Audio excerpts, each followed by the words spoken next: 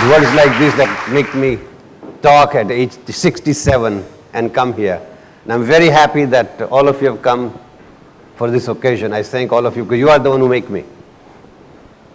This evening we're going to talk about assertiveness, as it was announced. When I hear intros like this, particularly when the lady introduced me, I wonder who is she talking about. So let me reintroduce myself. And for this purpose, I need to introduce myself a little differently than what you have heard. I come from Ahmedabad, born and brought up, and very proud of it. So first let me introduce Ahmedabad so you know where I'm coming from. So Ahmedabad is a very interesting place. Ahmedabadi people have two things in their mind at all times. One, if somebody is doing something, they wonder why he or she is doing it. Second question they ask, how can we benefit from that person's action? Let me illustrate. One time during the Olympic game, the man who carries the torch was to run through the streets of Ahmedabad. Ahmedabadis have nothing to do because Morarji Bhai, Gandhiji made sure people are not entertained well. So they're always looking for some excitement. So early in the morning, the maps appeared in front pages of Gujarat Samachar, Sandesh and every paper. And all the Ahmedabadis crowded the street. And the man at the appointed hour started running through the streets carrying the torch. And the Ahmedabadis followed him with two questions in their mind. Why is he doing it? How can we benefit? The man is running, the crowd is running after him. They come to the outskirts of the city. 2 more steps, the man will be gone. So they turn to the mayor of the city. He said, Kaka, what about our question? So the mayor told the athlete, he said, please wait. So the man started jogging on the spot, carrying the torch. He said, why are you doing this? He said, I'm doing this. It's a great tradition that started in Greece centuries ago, and I'm continuing that tradition. He said, no, tell us the real truth. He says, a spirit of sport ignited by Philippides. He said, no, forget Philippides and forget the spirit and forget the tradition. Garnachi bada. Achu bolna bhai. Tell us the real truth. The man had the same answer. Ahmedabad is a very low threshold of boredom. So they said, Kaka, forget why he's doing it. How can we benefit from this? So the mayor scratched his fertile head. He said, bring the torch down. The man is so confused by this time, he's jogging on the spot, brings the torch down. The mayor turns to Ahmedabad, he says, Bhaiya, cigarette video, sargai lo. Save on a match. This is how the place is. And in a place like that, as I mentioned yesterday, I wanted to be a teacher. My father told me it's a noble profession, leave it for noble people. Because teaching does not bring money. I said, okay, I dropped mathematics, joined elementary school to teach, started earning 25 rupees a month. And see what I told you? When I graduated, I got 177 rupees in a high school teaching. Engineers were getting 350. He said, see, he's getting double the money. I said, I'll make it, don't worry. So I used to apply for all kinds of scholarship. And what I'm telling you is a direct relationship to the subject we're going to talk about. So I was applying for all kinds of scholarships. One day there was a big ad in the paper, Rotary International will send one person to America, everything paid for 1 year. You have under 24 years of age, bachelor's degree in honors in any discipline, apply. So half of the Gujarat applied. It's free, So we all applied. I also applied. There was a committee of 6 members, headed by Ratilal Kushal Das Patel, who was the chairman of the Cricket Association of India at that time. And they shortlisted, 18 of us were called for an interview in Kama Hotel in Ahmedabad. First thing they told us to do was to give 5-minute lecture on Indian culture. Now most people were not used to talking in front of a group. I was teaching Hindi, Sanskrit music, which could pass in the name of Indian culture. So I gave my talk for 5 minutes. After 18 of us were heard, they told 14 to go home, and each one of us was interviewed for about 1 hour each by this 6-member committee. At the end of it, they unanimously decided I was the one who was to go to America. I got very excited. So I got to a friend of mine. His name was Mark Christie. I said, Mark, I'm going to America. He started laughing. I said, why are you laughing? He said, what are you going to do there? I said, what do you mean? He said, you don't speak English. Because my entire education was in Gujarati medium. He said, you don't speak English. You have no manners. You don't drink liquor. You cannot use the knife and the fork. What do you do in America? So I realized he was right. I said, Mark, what do I do? He said, meet you indeed. Liquor is not available. I teach you some manners, some English, and how to use the knife and the fork.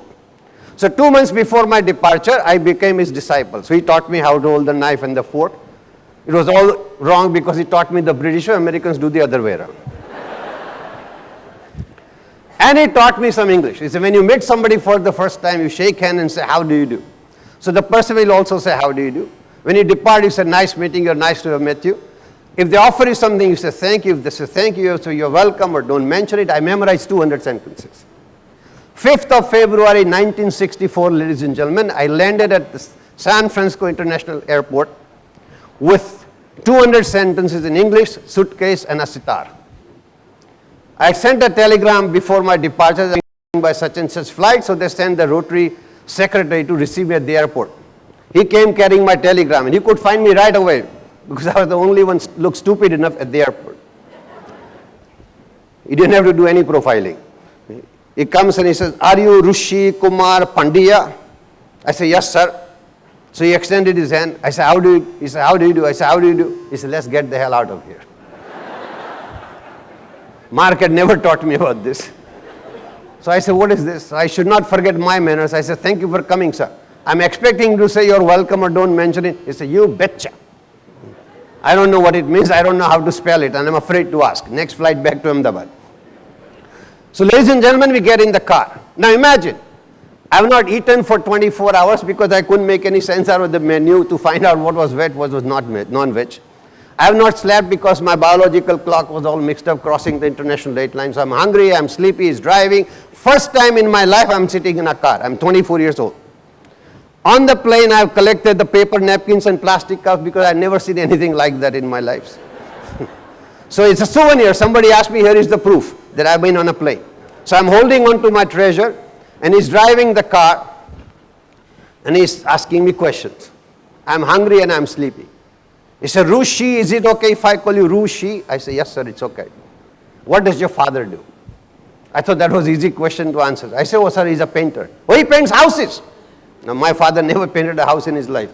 So I had a problem. So Mark had instructed, translate from Gujarati into English as best as you can. I said, no, sir, not houses. Colors, pictures, canvas, brushes. So he looks at me and says, oh, he's an artist. So I made a mental note. Next time they ask me, I don't have to say painter, I have to say artist. So I'm learning English.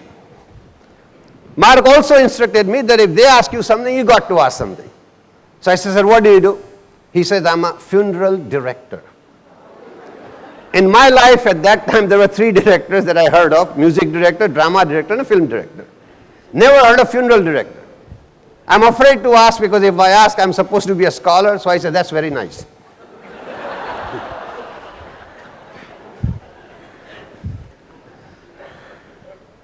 See, America is a country of euphemism. They use a nice word for saying something that's not very nice. It's known for it. When somebody dies, which is not civilian casualty, it's known as collateral damage. They come out the biggest terms for funniest thing. And I remember one of my roommates from here, Ahmedabad, he came to America 3 years later. And I was coming back at that time for visit. And he said, meet my parents, but don't tell them I'm a lift operator in America. I said, okay. So I went to meet his father and mother. I said, your son conveys his pranam and respect to you. So father said, oh, my son has got a good job. And I was surprised because I know what he was doing. So I said, did he write to you about it? He said, yes. I said, what did he write? He said, he's working in vertical communication.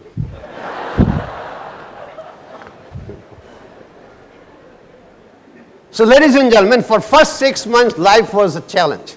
Everything was new to me: the culture, the language, the studies, the food. And fortunately for me, I was the only Indian student at that time in the entire university. So I couldn't rush to somebody to find out what it means. So I was thrown into the culture and I had learned and mastered it to survive. Most of the Americans were very nice to me because I was a Rotary scholar, so 100 families knew me from day one. But once in a while, a guy will come and put his arm around me and say, hey, you dumb Indian. Why are you a vegetarian? Why don't you kill those damn cows and wandering in the streets of India and feed those starving millions? I didn't know what to say. I had no answer. I never thought about it. So I smiled. 2 types of people smile a lot: idiots and masters. I was an idiot. You ask Gautam Buddha a question, he will smile at you and make you feel very stupid. If you ask Mahavir Swami a question, he will smile. If they feel generous, they tell you a story. Masters do not answer questions. So here I was, and I thought this was happening to me because I came from an underdeveloped country, euphemistically called a developing country. You know, it suggests, when you call it developing, it suggests some sort of a process. At that time, they didn't think much of India, the snakes and the cows. So, I thought this was happening to me because of that. But, ladies and gentlemen, I was 100% wrong. While this was happening to me, precisely similar experiences were had by American students of my age in southern part of California. I was in northern part of California, and these people had volunteered to be Peace Corps volunteers, which was a program started by John F. Kennedy, that people, mainly science graduates, who will go to Brazil, Pakistan, India, and teach the farmers about irrigation system and animal husbandry and so on. And the government will pay them stipend, and this will give them an experience. These groups of people who were there, but they were trained. Before they were sent, they were given training and said they're going to Tamil Nadu. So they'll be taught something about the Dravidian culture, the Indian culture, Aryan culture, something about the food habits in the south and so on, and the weather condition and so on. Before sending them to those countries, there will be a role-playing situation, an exam as it were, where the professors will become Tamil Nadu farmers and interview these volunteers. So the psychology professor puts some Mundu and Scots on the floor and says, Amma, why are you here? So the American student says, I'm here to teach you about irrigation. So this person says, where is your mother? So the American student says, my mother is in old people's home. Oh, your mother who carried you for 9 months, you put her in old people's home? What kind of a son are you? Now this is the first time American realized that his mother carried him for 9 months. It's an Indian concept, you know. Americans don't think like that. We think like that. For them, it's a biological function. They didn't ask for it. So, he doesn't know how to answer it. Or if he goes to, say, if the guy says he's going to Mexico. So the Mexican farmer says, hey, senora, why is this American government putting all this dollaria in our country? Are you a CIA spy or something? This guy didn't know how to answer. So they also felt nervous and defensive when such questions were asked, just like I felt nervous and defensive when I was asked, why don't they kill the cows? So the faculty members of this group, they realized that what they were teaching them in terms of culture and the language and the food habits, all that was not good enough for these people to survive in a culture where the lifestyle and value system was completely different than theirs. Something else was required. So the faculty had one psychologist. His name was Dr. Manuel Smith, who wrote international bestseller, When I Say No, I Feel Guilty. He devised a program of training which came to be known as assertiveness skills training, which is based on two main disciplines, communication and behavioral psychology. Communication and behavioral psychology. So what I'm sharing with you is what he developed plus my personal experiences for 19 years in North America. Now what is assertiveness? I give you a working definition. Philosophically speaking, all definitions are working definitions because when we define something, we leave something out. So let me give you a working definition of assertiveness. Assertiveness, ladies and gentlemen, is your ability to act in harmony with your self-esteem without hurting others. Let me repeat. Assertiveness is your ability to act in harmony with your self-esteem without hurting others. Now let's split this into three parts. First part is, assertiveness is your ability to act. So the operative word is act. An assertive person acts, does not react. This is the first and foremost requirement. If you want to call yourself assertive, you got to initiate action, not wait for somebody to do it and then you react. So assertiveness is your ability to act. Second part is in harmony with your self-esteem, which also presupposes that you know what constitutes your self-esteem.